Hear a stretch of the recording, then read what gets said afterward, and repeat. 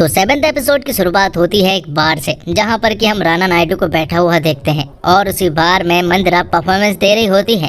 यहां पर राना नायडू अपनी पिछली बातें सोच रहा होता है और यहां पर वो मंदिरा को भी देख रहा होता है। और फिर थोड़ी देर के बाद राना मंदिरा को लेकर एक वॉशरूम में जाता है, जहां पर वो उसके साथ वो करता है जो कि मंदिरा महीनों से उसके साथ करने की कोशिश कर रही थी। अगले सीन में हैदराबाद के सीन दिखाया जाता है, जहाँ पर कि सूर्या मुंबई आने की तैयारियां कर रहा होता है। थोड़ी देर के बाद उसकी वाइफ पद्मा उसके पास आती है और मुझसे कहती है कि वो अकेला अपना ख्याल नहीं रख पाएगा, इसलिए मुझे भी तुम्हारे साथ मुंबई चलना चाहिए। लेकिन सूर्य उससे कहता है कि मैं अपना ख्याल अच्छे से रख लूंगा, इसलिए तुम्हें ले जाने की कोई जरूरत नहीं है। लेकिन पद्मा यहाँ पर सूर्या के साथ जबरदस्ती करने लगती है। तब ना चाहते हुए भी सूर्या को पद्मा की बात माननी ही पड़ती है। अब राना के घर के सीन को दिखाया जाता है, जहाँ पर कि नित्या राना से पूछ रही होती है कि आखिर उन्होंने रेहान के साथ क्या किया, जिस पर कि राना उससे कहता है कि उसने गलती की थी, इसलिए उसे सजा तो भुगतनी ही पड़ेगी।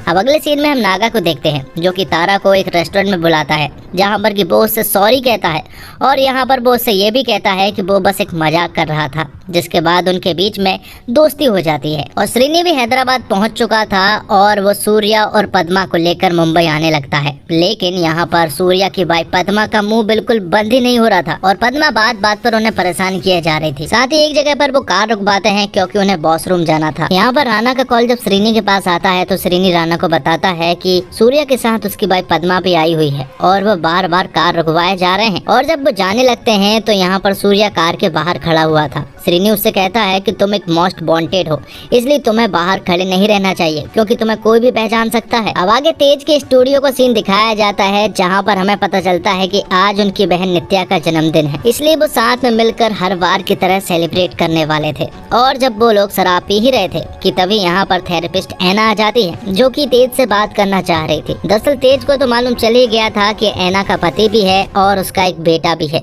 इसके बारे में जब उससे बात करता है तो यहाँ पर तेज को मालूम चलता है कि उसके पति ने उसके ऊपर हाथ उठाया है और उसकी शक्ल खराब कर दी है। तेज को तो यही लगा था कि ऐना ने उससे झूठ बोला और वो उसे धोखा दे रही है, लेकिन यहाँ पर ऐना उससे कहती है कि वो अपने पति से बिल्कुल भी प्यार नहीं करती है। वो अपने पति के साथ सिर्फ अपने बेटे के कारण है, वरना अब तक तो वो अपने पति को कई बार छोड़ चुकी होती। लेकिन यहाँ पर तेज उसके ऊपर गुस्सा करता है क्योंकि ऐना ने उससे झूठ बोला था। जिसके बाद ऐना यहाँ से चली जाती है और थोड़ी देर के बाद तेज को यह एहसास होता है कि उसके पति ने ऐना के ऊपर हाथ उठाया था, इसलिए वो तुरंत ही अपने भाइयों के साथ ऐना के पति के पास जाता है और उसे बुरी तरह से धोता है। क्योंकि तेज एक एक्शन डायरेक्टर है, इसलिए वो अकेले ही 2 लोगों को मारता है और दोनों भाई दूर खड़े होकर देख रहे थे। और यह नैना जब योगा क्लास के बाद अपने घर आती है तो उसे पता चलता है कि नित्या यहाँ पर नहीं है और अपने बेटे से पूछने पर उसे पता चलता है कि वो बाहर गई है। यहाँ पर हम नित्या को देखते हैं, जो कि रेहान को ढूंढने के लिए उसके खोली की तरफ बढ़ती है और वो यहाँ पर उसके घर में घुस जाती है, जहाँ पर कि वो रेहान को देखती है और उसे काफी खुशी मिलती है। लेकिन अब नित्या गायब थी, इसलिए नैना तुरंत ही नागा के पास कॉल करती है और उसे इस बारे में बताती है कि नित्या गायब हो गई है। यहाँ दूसरी तरफ सफर जारी था और श्रीनी सूर्या और पद्मा को लेकर मुंबई आ रहा था, लेकिन अभी भी वो लोग पद्मा से पूरी तरह से परेशान थे। अब पद्मा को गर्मी लगने लगती है, इसलिए यहाँ पर वो श्रीनी से कहते हैं कि उन्हें एक होटल ले लेना चाहिए और कुछ देर आराम करके खाना पीना खा के मुंबई निकलना चाहिए। लेकिन श्रीनी उससे कहता है कि अब ये कार मुंबई जाकर ही रुकेगी क्योंकि राना ने यही ऑर्डर दिया है। लेकिन यहाँ पर सूर्या उसे गन दिखाता है और उससे कहता है कि एक अच्छे से एसी वाले होटल में रोक लो। जिसके बाद श्रीनी यहाँ पर ऐसा ही करता है और वो राना के पास कॉल करके भी बताता है कि ये लोग मुझे बहुत ज़्यादा परेशान कर रहे हैं। लेकिन यहाँ पर राना उससे कहता है कि वो एक मोस्ट वांटेड है, अगर उसे किसी ने पहचान लिया तो बहुत बड़ी प्रॉब्लम हो सकती है, इसलिए अगली बार अगर निकलो तो डायरेक्ट कार मुंबई में ही रुकनी चाहिए। यहाँ नागा तुरंत ही नैना के पास आता है क्योंकि नित्या गुम हो चुकी थी। नैना उसे बताती है कि शायद वो रेहान से मिलने के लिए गई है, लेकिन रेहान का घर तो हमारे पड़ोस में ही है, लेकिन उसका एक और घर है जो कि छोटी सी बस्ती में है। इसलिए नागा और नैना तुरंत ही वहाँ पर जाने का डिसाइड करते हैं। यहाँ रेहान और नित्या जब साथ होते हैं तो इस बार नित्या रेहान के क्लोज होने की कोशिश करती है, लेकिन यहाँ पर रेहान उससे कहता है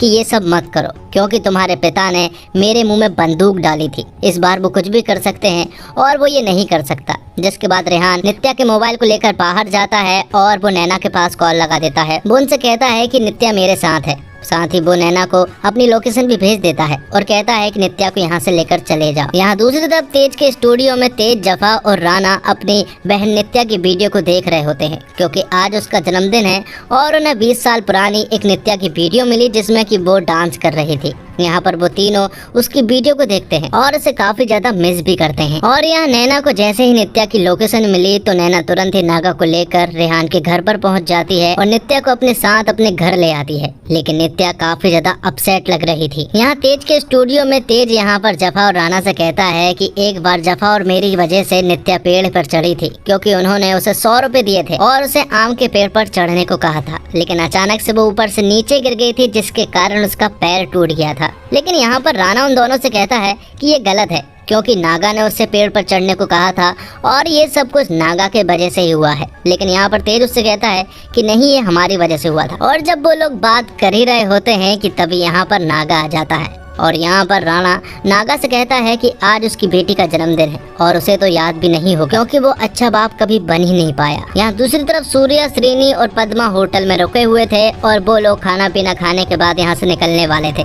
उससे पहले सूर्या श्रीनी से कहता है कि वो अपने कुत्ते रैम्बो को बाहर घुमा लाए। और यहाँ हम रूम में पद्मा को अपने बॉयफ्रेंड से बात करते हुए देख रहे थे और जब वो बात कर ही रही होती है कि तभी कमरे में सूर्या आ जाता है और वो पद्मा को उसके बॉयफ्रेंड से बात करते हुए देख लेता है, जिसके बाद वो पद्मा से कहता है कि उसने आज तक उसे किसी भी चीज में रोका नहीं है। पद्मा भी यहाँ पर डर जाती है और फिर थोड़ी देर के बाद सूर्या श्रीनी के पास आ जाता है कार में और उससे कहता है कि पद्मा हमारे साथ नहीं चल रही है, हम दोनों को ही मुंबई जाना होगा। पर यहाँ पर श्रीनी समझ जाता है कि सूर्या ने जरूर कुछ न कुछ तो गड़बड़ की ही है, इसलिए वो तुरंत ही कार से उतरकर होटल के रूम में जाता है जहाँ पर कि पद्मा और सूर्या रुके हुए थे। जैसे ही वो कमरा को चेक करता है तो उसे मालूम पड़ता है कि सूर्या ने पद्मा को मार दिया है, जिसके बाद वो तुरंत ही राणा के पास कॉल करता है और उसे बताता है कि यहाँ पर एक बहुत बड़ी प्रॉब्लम हो गई है, क्योंकि सूर्या ने पद्मा को मार दिया है। जिस पर कि राणा श्रीनी से कहता है कि प्लान में कोई भी बदलाव नहीं होंगे। वो तुरंत ही पद्मा को ठिकाने लगाए और मुंबई आए। इसके बाद राणा अपनी बेटी नित्या के पास जाता है और वो उसे बताता है कि उसने कभी भी अपनी बहन नित्या के बारे में उसे नहीं बताया है। आज उसका जन्मदिन है और वो उसे बताता है कि नित्या की डेथ कैसे हुई थी। वो उसे बताता है कि नित्या प्रेग्नेंट हो चुकी थी और इस बारे में उसने ना तो अपने पिता को बताया और ना ही अपने भाई को, ना अपने माँ को। वो बहुत ज्यादा डर गई थी, इसलिए उसने सुसाइड कर लिया था। साथ ही वो उससे ये भी कहता है कि वो उस नित्या को तो नहीं बचा पाया था, लेकिन अब वो इस नित्या के लिए कुछ भी कर सकता है। यहाँ दूसरी तरफ नागा भी अपनी बेटी नित्या की तस्वीर को देखकर रो रहा था। वहाँ दूसरी तरफ श्रीनी पद्मा की बॉडी को ठिकाने लगाता है और उसे ब्रिज से एक नदी में फेंक देता है, जिसके थोड़ी ही देर के बाद वो लोग मुंबई पहुँच जाते हैं। मुंबई पहुँचते ही यहाँ पर सूर्या राणा के पास कॉल लगाता है और उससे बात करता है। वो उससे कहता है कि उसे क्या करना होगा, जिस पर कि राणा उससे कहता है कि आज रात वो आराम करे, कल सुबह बताएगा कि उसे क्या करना है। और इसी के साथ एपिसोड 7 यहीं पर खत्म होता है। तो दोस्तों, उम्मीद करता हूँ आपको वीडियो पसंद आई होगी। वीडियो पसंद आई हो तो वीडियो को लाइक जरूर कीजिएगा और इसी तरह के वीडियोस पाने के लिए आप हमारे चैनल को सब्सक्राइब भी कीजिएगा, ताकि आपको इसी तरह के लेटेस्ट और फ्रेश कंटेंट मिलते रहे। मिलते हैं एक और वीडियो के साथ, तब तक के लिए आप हमारे चैनल के साथ बने रहिए।